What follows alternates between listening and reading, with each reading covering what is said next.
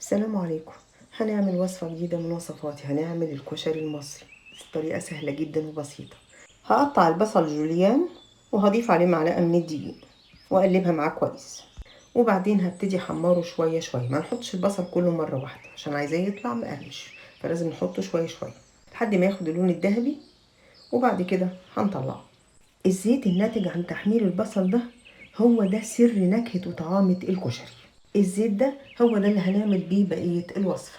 ادي البصل اهو بعد ما حمرناه مقرمش وزي الفل.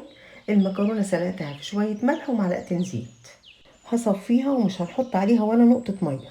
شايفين؟ لازم تكون مفلفلة كده. عملت مكرونة سباكيتي مع مكرونة صغيرة. لازم تطلع المكرونة مفلفلة متطلعش معجنة. سر طعامة الوصفة دي في شوية الزيت دول. ادي زيت تحمير البصل بعد ما صفيناه هنستخدمه في بقية الوصفة. اخد شوية منه واسخنهم على النار واقلب فيهم المكرونة، وكده المكرونة خلصت وبقت تمام.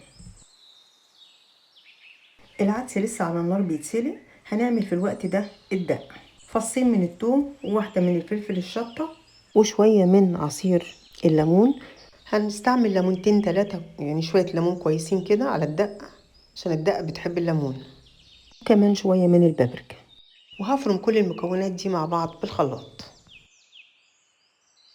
شوية من الزيت برضو هسخنهم على النار، وشوية من الكمون والكزبرة وفلفل اسود والملح، وهضيف شوية من الخل حوالي معلقتين، وبعدين هضيف الدقة واقلب كله على بعضه.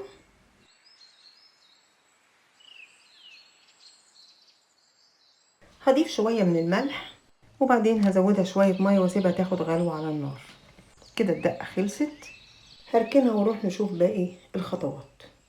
العدس اتسلق صفيته. انا العدس ده ما سويتوش سوا كامل، سويته حوالي 90%. انا عايزه العدسايه تبقى مفلفله ما تبقاش معجنه كده في الكشري. هاخد شويه من زيت تحمير البصل وهسخنهم على النار وهقلب فيهم العدس.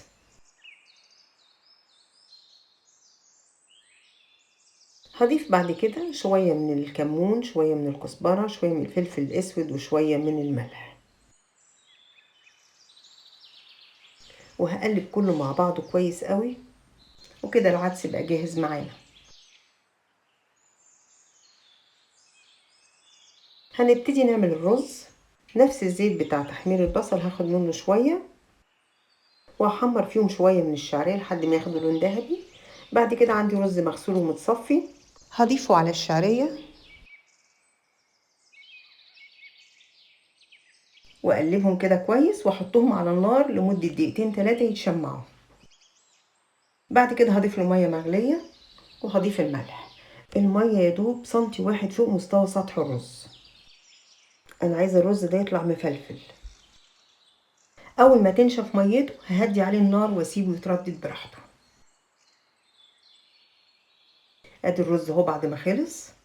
ما شاء الله مفلفل الرزايه واختها.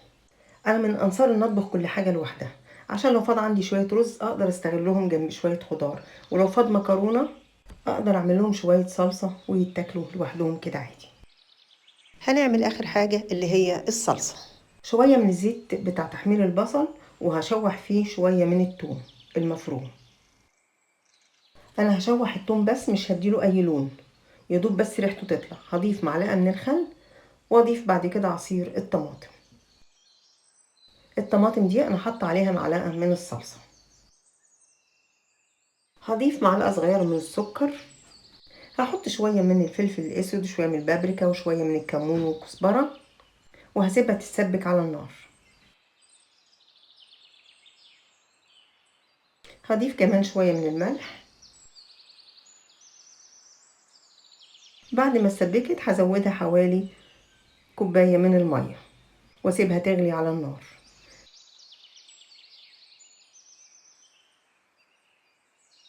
عندي الشطه.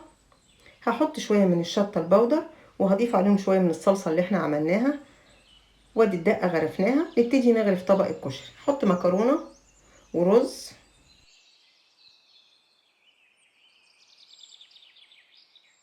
وبعدين شويه من العدس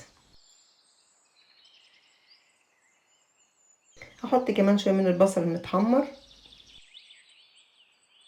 طبعا اللي بيحب الحمص هيستخدم حمص، واللي مش عايز حمص هيعمل الطبق من غير حمص. ودي شكل وصفتنا. اتمنى ان الوصفة بتاعتنا تكون عجبتكم. لو عجبكم الفيديو لايك وشير، والى اللقاء في وصفات اخرى قادمة. السلام عليكم.